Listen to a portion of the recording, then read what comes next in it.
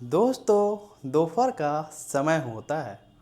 उस समय जो है उसके माता पिता जो है सो जाते हैं, तो अमीषा अपने जीजे के दुकान कमर लचका के जाती है। अमीषा के मुलाकात अपने जीजे से हो जाता है। जीजा से मुलाकात होने के बाद जीजा पूछते हैं, कहाँ अमीषा, कहाँ आई हो? तो अमीषा बोलती है, ऐसे ही घूमने आए हैं। अमीषा का नज़र जीजे के दुकान पे लेडीज के कपड़े पे पड़ जाता है। तो अमीषा पूछ बैठती है, क्या जीजा आप जो है लेडीज कपड़ा भी बेचने लगे हैं? तो जीजा बोलते हैं, हाँ तुम्ही लोग के लिए तो ये दुकान किए हैं। अमीषा बोलती है, क्यों जीजा, ऐसा क्यों? वो बोलते हैं कि अब अच्छा हुआ कि तुमको दूसरे दुकान जाना नहीं पड़ेगा, इसी दुकान में अच्छे कपड़े मिलेगा और ओरिजिनल ब्रांडेड ब्रांडेड। तो अमीषा बोलती है कि जीजा इसके लिए तो आपको जो है लेडीज़ सेल्समैन रखना पड़ेगा, जो कपड़े को बढ़िया से दिखा सके लेडीज़ को। जीजा बोल देते हैं, क्यों, हम नहीं दिखा सकते हैं क्या? तो बोलती है, हाँ ठीक है दिखा सकते हैं आप, लेकिन लड़की रहती है दिखाने में तो अच्छा कंफर्ट फील होता है। इतना कह के अमीषा जो है बोलती है, दुकान में घुस जाती है और बोलती है कि अपने लिए ट्रायल करते हैं कपड़ा। तो उसके जीजा जो है बोलते हैं कि बताओ, तुम्हारा साइज़ तो हमें पता है, निकाल दे क्या? हालांकि अमीषा को लेडीज गारमेंट्स लेना था, इसी में शर्मा जाती है अमीषा और वहाँ से बोलती है जीजा को, आप काफ़ी ही बेशर्म किस्म का इंसान है, और वहाँ से भाग जाती है। जैसे ही वो आई थी वैसे ही वो पीछे घूमी और चले जाती है।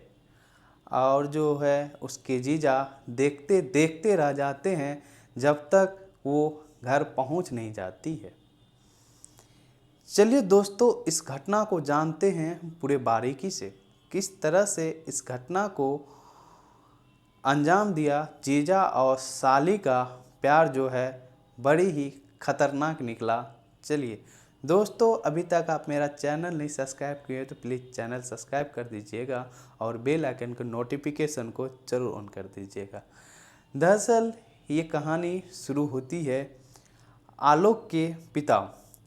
आलोक के पिता रोजी रोटी के जुगाड़ में वो नागपुर आए।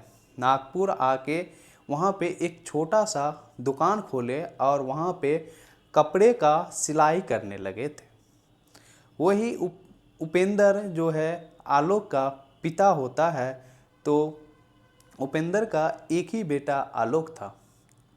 आलोक को पढ़ने लिखने में मन नहीं लग रहा था, तो आलोक जो है वो अपने पिता का काम में काम बटाने लगा और धीरे धीरे कपड़ा का जानकारी लेना शुरू कर दिया था।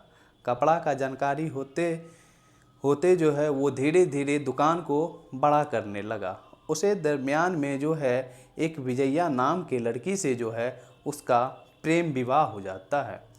प्रेम विवाह हो जाता है। उसकी पत्नी का जो घर परिवार में जो है उसके माँ, उसके बाप और उसकी बहन और एक उसके भाई भी रहते हैं।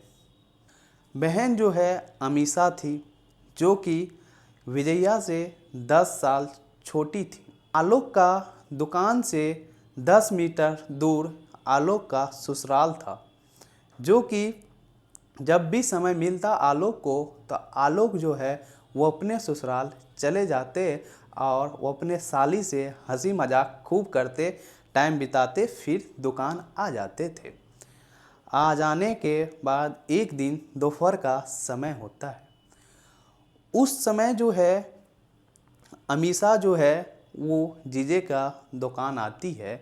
आने के दरमियान में जीजा जो है उसका अमीषा से मजाक करने लगते हैं। अमीषा का नज़र जो है लेडीज गारमेंट्स पे पड़ जाता है और अमीषा जो है अपने जीजा से पूछ बैठती है, क्या जीजा आजकल आप लेडीज़ कपड़ा भी बेचने लगे हैं? उसके जीजा बोलते हैं, हाँ अब तुम लोग के लिए तो है, अब तुम लोग आओगी दुकान, दूसरे की दुकान जाओगी, अच्छा लगता नहीं है। इतने में अमीषा बोलती है कि जीजा अगर अच्छा रहेगा लेडीज सेल्समैन को रख लीजिएगा तो दिखाने में ग्राहक को अच्छा होगा। तो आलोक बोल देता है क्यों हम नहीं दिखा सकते हैं कपड़ा लेडीज का। बोले हाँ दिखा सकते हैं। इतना कह के अमीषा जो है जीजे की दुकान घुस जाती है और ट्रायल करने लगती है। तो उधर से आलोक बोलता है कि क्या तुम्हारा साइज मुझे पता है, दे दे। इतना में शर्मा जाती है और शर्मा के कुछ बोल के जीजा को वहाँ से निकल जाती है। निकलने के बाद जो है एक टक लगातार आलोक जो है देखते रह जाते हैं अमीषा को जब तक घर नहीं पहुंचती। घर पहुंचती है इस अपने दुकान पर से समय निकाल के वो अपने ससुराल अमीषा के पास चले जाते हैं और उसी से हंसी मजाक करने लगते हैं।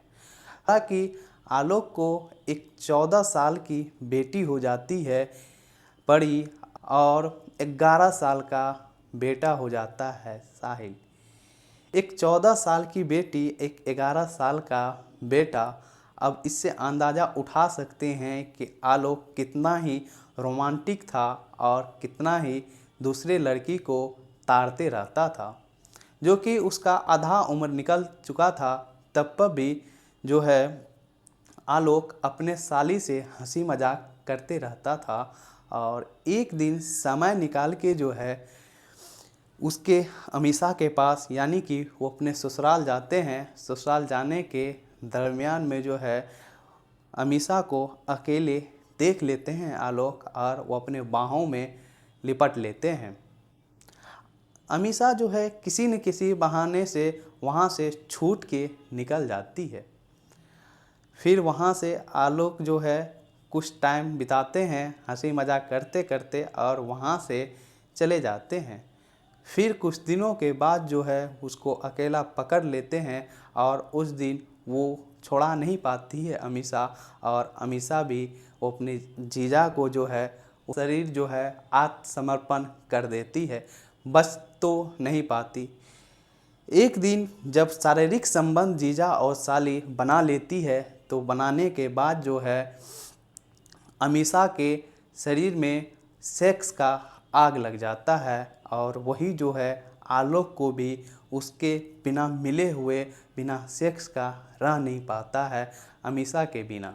हालांकि जब भी उसके अमीषा के घर आते यानी कि आलोक अपने साली से मिलने के लिए, तो उसकी माँ जो है अमीषा की माँ जो है वो जो है काफ़ी चुप्पी साध के बैठी रहती थी, कुछ बोल नहीं पाती थी। बोलना भी चाहती थी तो नहीं बोल पाती थी शर्म के मारे। तब एक दिन फिर से वो जो है काफ़ी ताक देहार करने लगा कि अब जो है अब कहाँ इसके साथ मिले और कैसे इसके साथ शारीरिक संबंध बनाए। इससे जो है अमीषा को भी एक बार सेक्स की थी जीजे के साथ, तो उसको भी इसका लत लग गया था। वो उसका जो है धीरे धीरे ज़िंदगी जो है इसी पे चलाना शुरू कर दी थी। और जो है आलोक को भी उसके बिना अच्छा नहीं लगता और अमीषा को भी आलोक के बिना अच्छा नहीं लगता। जब समय बीतते गया तो एक दिन जो है आलोक की पत्नी विजया आलोक और अमीषा के साथ नग्न अवस्था में देखती है और जो है वो शारीरिक संबंध अपने मस्ती अपने धुन में रहती है। विजया कितनों भी उस पर डांट फटकार लगाती है और उसको भी अपने बहन को भी समझाती है। दोनों अपने काम में मग्न रहता है। जब दोनों का काम हो जाता है तो दोनों अपने अपने घर चले जाते हैं। इसके बाद जो है आलोक के और उसके साली अमीषा के बारे में पता चल जाता है और विजया जो है वो अपने घर वाले को बता देती है, जिसके कारण जो है आलोक को भी डांटते फटकारते हैं और अमीषा को भी समझाते हैं उसके घर परिवार वाला। तब जो है अमीषा धीरे धीरे वो अपने जीजा से बात करना तो बंद कर देती है, लेकिन आलोक को जो है साली के बिना मन नहीं लगता था। वो किसी न किसी बहाना आ ही जाता था, आ तो जाता था, वो बात नहीं कर पाता था। फिर एक दिन उसके घर वाले सोचा कि एक अच्छा सा लड़का खोज के अमीषा का शादी करवा दे। एक अच्छा सा लड़का जब खोज के शादी करने का समय आया तो एक दिन आलोक अमीषा से मिलने के बहाने आया और अमीषा के साथ जोर ज़बरदस्ती करने लगा। जब जोर ज़बरदस्ती करने लगा तो उसी समय आलोक के सास ससुर देख लिया और जो है वो थाने में कंप्लेन करवा दिया। वो जो कि स्थानीय थाना था, उसमें कंप्लेन कराने के बाद जो है पुलिस वाले भी देख के और जो है एक दिन जब आलोक जो है वो अपने साली के पास जाता है मिलने के लिए, यानी कि ससुराल गुस्से में, और वहाँ पे अमीषा जो है यानी कि उसकी साली रूम में बैठ के वो चैट कर रही थी। रात के लगभग 10 बज रहे थे और उसके ससुर जो है ड्यूटी पर रात में गए हुए थे और उसकी सासू माँ जो है वो जो है बच्चा का नामांकन करवाने के लिए गए हुए थे। तो अमीषा जो है अकेले थी और 10 बजे रात को जो है आलोक वो अपने साली से मिलने जाते हैं और चाकू लेके जब वहाँ पहुँचते हैं तो अमीषा को देखते हैं किसी अपने दोस्त से चैट करते हुए। जब चैट करते हुए देखते हैं तो आलोक पूछ बैठता है, तुम किससे बात अभी कर रही हो इतने रात में। अमीषा गुस्से में आती है और झिझक के बोलती है कि हम किसी से बात करें, तुमको उससे क्या लेना देना है, हम अपना मन का मालकिन हम खुद ही है। तो आलोक जो है पूछता है कि उस दिन तुम मेरा कंप्लेन थाना में जाके की थी, और अमीषा जो है बोलती है हाँ तुम्हारा क्यों नहीं कंप्लेन करे, तुम मेरा सारे जगह जो है मेरा इज्जत उछाल दिया है। इतना में और गुस्सा हो जाता है आलोक। गुस्सा होने के बाद जो है वो आलोक जो है अमीषा पे टूट पड़ता है, उसको पकड़ लेता है और जो है अमीषा के फ़ोन जिससे चैट कर रही थी उसको रिकॉर्डिंग में छोड़ देता है। छोड़ने के बाद जो है अमीषा के मुंह पे जो है आलोक हाथ दे के दबा देता है और ज़बरदस्ती करता है। जब ज़बरदस्ती से नहीं मानती है अमीषा तो उसके गर्दन पे जो चाकू लाया हुआ था छिपा के उस पे रेत देता है और उसको वहीं पे छोड़ देता है। आधा घंटा बैठने के बाद जो है जब उसकी सास आके देखती है तो देखने के बाद जो है घबरा जाती है और आलोक बोलता है कि चुप बुढ़िया, तुम हल्ला मत करो, पड़ोसी जान जाएगा। इतना कह के जो है उस अपने सास पे भी चाकू चला देता है और उसका भी वहीं पे मृत्यु हो जाता है। गुस्सा तो शांत नहीं होता है। इसके बाद जो है आलोक अपने घर यानी कि ससुराल से 10 मीटर दूर ही था, अपने घर आता है और वो अपने बीवी को भी गला काट के हत्या कर देता है और 14 साल की जो उसकी बेटी पड़ी थी उसको भी वही करता है और 11 साल का उसका बेटा साहिल भी था, उसको भी एक साथ गला काट देता है। इससे भी गुस्सा शांत नहीं होता है तो वो अपना खुदकुशी पंखे में फांसी लगा के वो अपना मौत के घाट उतर जाता है।